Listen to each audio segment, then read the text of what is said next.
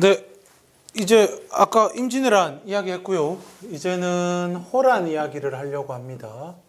호란의 호자는 오랑캐 호자입니다. 오랑캐가 일으킨 난리, 소란이다. 이렇게 이해하시면 되는데, 여기서 말하는 오랑캐는 어디냐 하면은 바로 만주족이죠. 우리가 옛날에 여진족이라고 불렀던 걔들입니다. 네, 그 친구들이 와가지고 이제 조선을 공격하게 되면서 다시 조선이 고통에 빠지게 됩니다. 먼저 기본적으로 그러면 왜 이런 일이 일어나느냐 하면은 임진왜란 이후에 이 여진족이 굉장히 성장을 하게 됩니다. 원래 중국에서 이제 기미 정책이라고 해가지고 채찍을 동원해가지고 막 이렇게 괴롭히고 밀당하고 얘네들이 힘이 안 합쳐질 수 있도록 이간질하고 이런 역할을 해야 되는데, 임진왜란 전후로 해가지고 명나라가 그런 방면에 좀 소홀히 한 부분이 있었거든요. 그러면서 이제 여진족이 계속해서 성장을 하게 되고, 결국 이 친구들이 통합을 해서 후금이라는 나라를 만들게 됩니다. 후금이라는 나라를 건국하게 되고, 이러면서 이제 명나라와 조선의 위협을 가하였지요. 처음에 우리는 17세기 초, 그러니까 이제 1600년대 초반만 하더라도 이때 당시에 광해군이 왕으로 있을 때인데, 결국에 우리의 딜레마는 이거죠. 과연 후금과 명나라 사이에서 우리가 누구 편을 드는 것이 유리할 것인가? 그죠?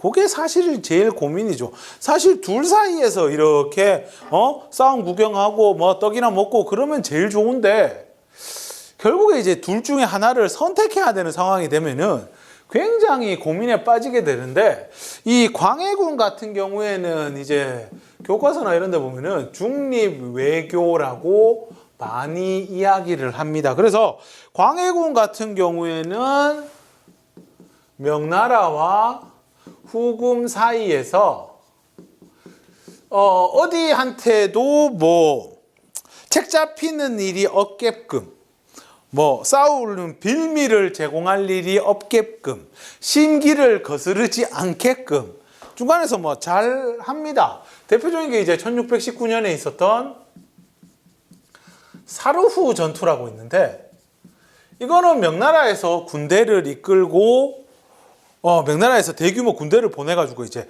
후금을 박살내야겠다라고 생각하고 군대를 보내는데, 거기에 우리 조선군도 군대를 보낼 것을 요구를 합니다.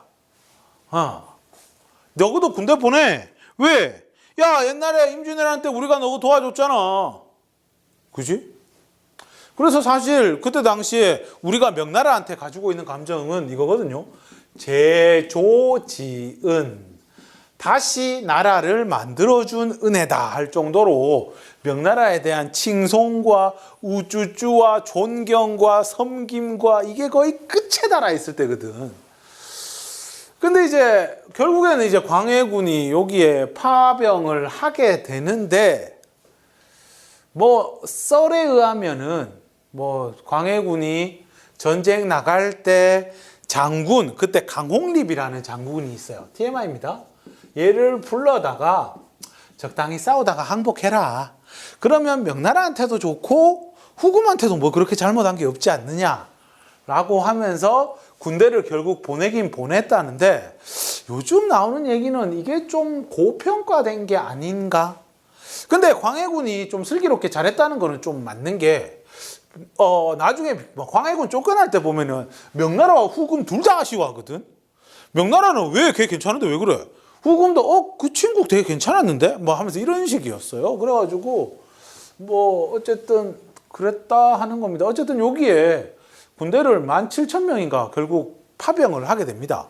그랬는데 중립 외교를 했다 알려지기로는 썰에 우리가 알고 있는 거는 좀 그런데, 실제적으로 봤을 때는 거기에 엄청 많이 죽어요.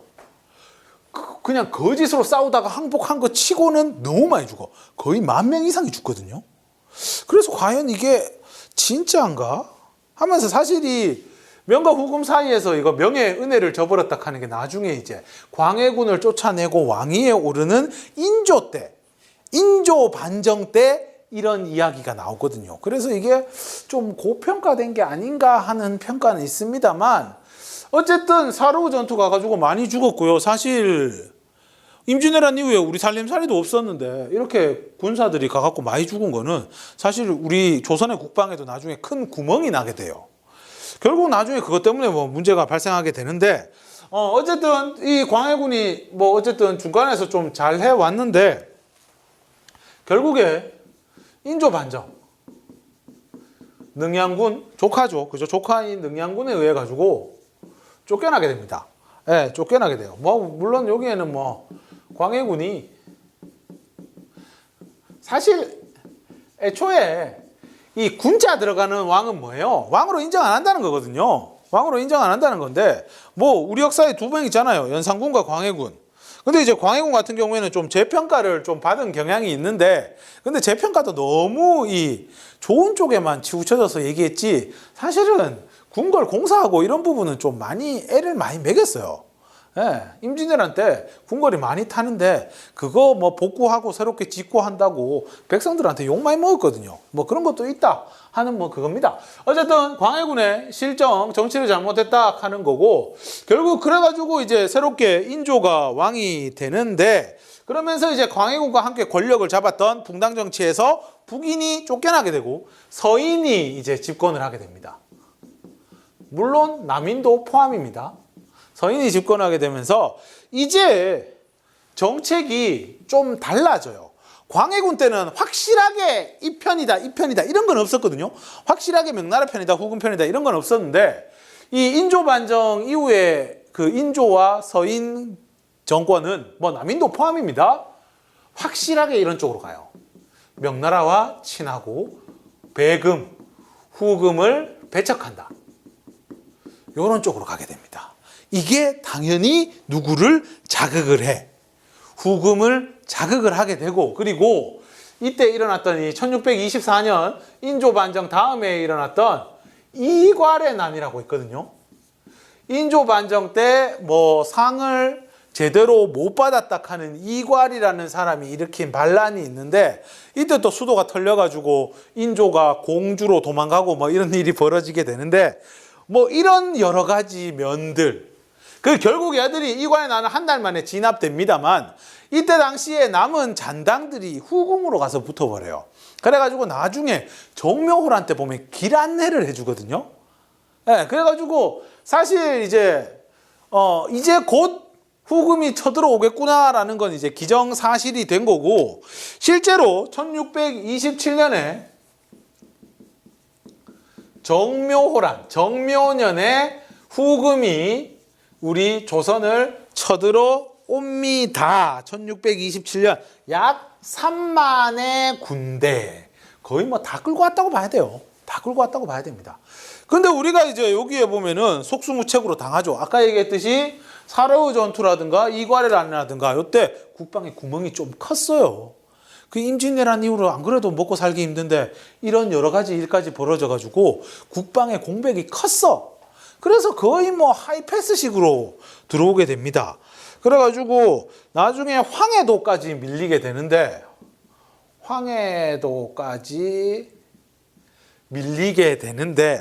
뭐 다행인지 인조는 이제 강화도로 도망을 쳤고 뭐 문제는 얘들이 언제 오냐면은 겨울에 와요. 항상 겨울에 와요. 왜? 겨울에 압록강이 얼거든. 그러면 말 타고 넘어오는 거야. 근데 이제 한 달, 두 달 버티다 보니까 이런 거지. 좀 있으면 얼음이 녹는데 그러면 이 만주족들, 후금이 결단을 해야 되거든. 끝까지 싸울 것인가? 아니면 적당히 하고 돌아갈 것인가? 끝까지 와서 싸우기에는 얘들도 좀 부담스러웠나 봐요. 그래서 적당한 선에서 그냥 해결됐죠. 그래서 우리도 뭐 그냥 우리 잘못했다 미안하다 앞으로 안 그럴게. 그래서 형제 관계를 맺는 수준에서 적당하게 타협을 보게 됩니다. 알겠죠? 뭐 그렇다고 해서 이때 보면 그런 얘기도 하거든요. 야, 너 명나라한테 그러지 마. 명나라한테 너무 잘해주지 마. 뭐 이렇게 가는데 그래도 뭐 몰래 잘해주게 되고 후금도 뭐 에이 저거 일일이 어떻게 상대하노? 일단 내비둬 보자. 이런 분위기인 것 같아요. 예, 그런 상황입니다. 근데 이제 나중에 얘들이 크죠. 나중에 후금이 청나라라는 나라를 건국을 하게 돼요. 중국식의 나라를 건국하게 돼요. 얘들이 뭐 이때쯤 되면은 뭐 몽골, 당시 북쪽에 있던 몽골족도 얘들이 거의 다 제압을 하고 규모가 좀 더 커지게 되거든요. 그러면서 청나라를 건국하게 되면서 우리한테도 군신 관계를 요구합니다. 이게 저번 시간에 얘기했던 이 4대 관계죠. 4대를 요구한 거죠. 야, 우리가 이제 큰 나라니까 우리한테 조공 바쳐봐. 이렇게 됐는데, 이렇게 되면 이제 항상 고민이죠. 어떻게 해야 될 것인가 라는 건데, 알고 있어요. 이제 조선에서도 알고 있습니다. 와, 야들 쳐들어오면 어떡하지? 쳐들어오면 못 이기는데. 명나라 그때 다 털린 거 봐라. 우리도 정묘호란 때 봐라. 다 털렸잖아. 싸우면 못 이기는데. 싶으면서도 이제 내심, 자존심, 아니 우리가 오랑캐라고 얕잡아 보던 얘들한테 4대까지 해야 돼? 굽신굽신 거려야 돼? 이건 아니지 않나? 막 이렇게 의견 대립이 좀 있어요. 그래가지고 뭐 사실 건수는 많습니다. 뭐 건수는 많고 그래가 청나라에서 처음에 이제 청나라를 건국을 하고 자기가 이제 황제가 된다는 그런 즉위식을 하는데 각 나라에서 사신을 초대하게 되고 뭐 조선의 사신들도 이제 거기에 가서 이제 즉위식에 참가를 하는데 즉위식을 하게 되면은 그 나중에 병자호란 때 나오지만 삼배구 고두례 3번 절하고 9번 머리를 조아린다 하는 게 있거든요. 그거를 해야 되는데 딴 사신들은 다 하는데 조선의 사신들만 서가지고 멀뚱멀뚱 있었어요. 그 쉽게 말하면 청나라의 즉위식이라는 거대한 이벤트를 깽판을 쳤죠. 그건 다음날 뭐 밥상 없고 뭐 난리였거든요. 그런데도 목숨만을 뭐 살려주고 대신 그 사신한테 최후 통첩을 날려요. 야, 결정해. 너 우리한테 4대 할 거야 말 거야. 결정해. 너 안 죽이는 대신에 너 조선 가가지고 그대로 전해라. 그래가 이제 난리가 나게 되는데 결국 조선의 대답은 거부였어요. 이 당시에 요거에 답변을 듣기 위해서 청나라의 장군과 사신들이 왔는데 걔들한테 거부의 의사를 밝히고 백성들이 그 가는 뒤에다가 돌을 던지고 막 난리가 났거든요. 그래가지고 어떻게 보면은 야 우리 통쾌하다. 야 우리가 이렇게 자존심을 지켰구나 하는 건 있지만 불안하죠. 왜? 곧 얘들이 올 거니까. 그리고 그해 겨울 압록강 물이 얼자마자 얘들이 쳐들어옵니다. 그것이 병자호란입니다. 1636년에서 37년까지 오게 됩니다. 이번에는 한 4만 5천 정도의 군대. 뭐 실제로 선전하기는 뭐 15만, 20만 뭐 이렇게 얘기했는데 실제적으로 봤을 때는 한 4만 5천 정도가 온 것 같아요. 근데 우리가 있잖아요. 이런 건 있어. 그만큼 패기를 보여주고 곧 싸울 게 이렇게 정해져 있다면 그거와 관해서 이제 대비를 해야 되는데 이걸 안 한 거야. 이게 부족했던 거야. 그냥 아무 생각 없이 성에 들여박혀가지고 하나씩 싸우다 보면은 뭐 물러나겠지라고 생각했는데 이때 청나라는요 그런 주변의 성들을 다 무시하고 성들이 이렇게 있으면 그런 거 다 무시하고 바로 서울로 뛰어버려요. 한양으로. 그래가지고 저번에 정묘호란테처럼 인조가 강화도로 도망을 쳐야 되는데 도망치기 전에 얘들이 이미 서울 앞까지 당도를 해버렸어요. 그래서 어떻게 남한산성으로 급히 피난을 갔지요. 그래가 이제 남한산성에 이 왕인 인조를 묶어놓고 나머지 그제서야 이제 청나라 본대가 오는데 이때는 뭐 대포도 어마어마하게 가지고 오고요. 그러니까 근데 이 남한산성이라는 섬은 원래 원래 그렇게 피난가라고 만든 성은 아니에요.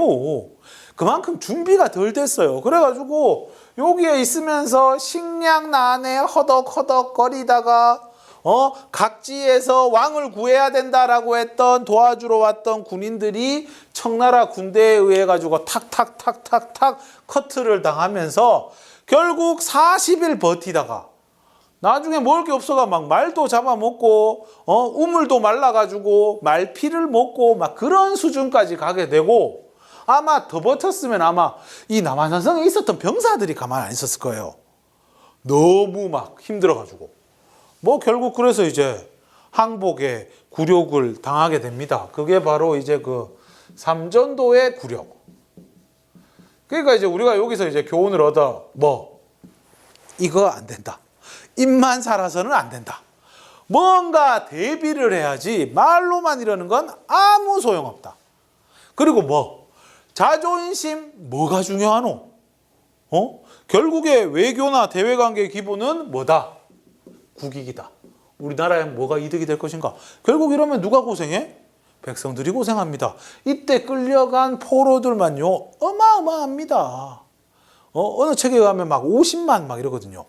50만 너무 많은데 어쨌든 그 정도로 많이 끌려가게 되고, 인조의 왕자둘, 소현세자, 복림대군 다 끌려가고, 왕은 왕대로 신하들 앞에서 무릎 꿇고 머리 받고 3번 절하고 9번 머리를 조아리는 그런 굴욕을 당하게 되지요. 그러면서 군신관계. 결국 결론은 이건데, 이때 그냥 딱 판단했을 때 받으면 어떡하? 꼭 그렇게 싸워봐야 하나? 이런 아쉬움은 있지만 어쨌든 결국에는 이 결과 조선은 항복하게 되었다 하는 이야기입니다. 그리고 얼마 안 있어서 명나라도 멸망을 합니다. 이렇게 되는 거죠. 그렇게 해서 호란 이야기 사실 1시간 동안 이야기해도 모자란데 많이 줄였어요. 이해해 주세요. 급하잖아요. 그죠? 자, 그리고 그 결과 이제 이후에 북벌하자. 효종, 인조의 아들 효종 때 북벌하자, 쳐들어가자 하면서 막 군대를 막 키우고 막 그러거든요. 그랬는데 실제적으로 할 생각은 있었을까요? 할 생각 있었을까? 그냥 이걸로 해갖고 그냥 왕권 강화를 하려고 하는 게 아닌가? 이런 거죠. 나중에 그 만주족, 그러니까 이 청나라에서 우리한테 군대 빌려달라고 한 번씩 시험하거든요. 너가 어떻게 하나 보자 하면, 야, 너가 요새 조총부대 키운다며 그거 좀 데리고 와봐라 하면서, 그래가 그거 가지고 막 러시아랑 싸우고 막 그러는데 군말 안 하고 보내줍니다. 그렇죠. 실질적으로 북벌의 의지는 별로였던 것 같고. 근데 나중에 이런 주장도 있습니다. 북학파. 아니다. 우리가 청나라 옛날 여진족이라고 옛날 생각하고 자꾸 무시하는데 안 된다. 야들한테도 배울 게 있다 하면서 했던 대표적인 사람이 박제가, 박지원 이런 거. 그게 청나라 것도 배워야 된다. 그렇게 하기 위해서 상업을 발달시켜야 된다. 사실 이게 중상학파와 좀 동의어로 쓰이게 되는데 나중에 실학에 이런 것도 등장을 하더라. 이렇게 정리를 하겠습니다. 네, 됐죠? 이렇게 됩니다.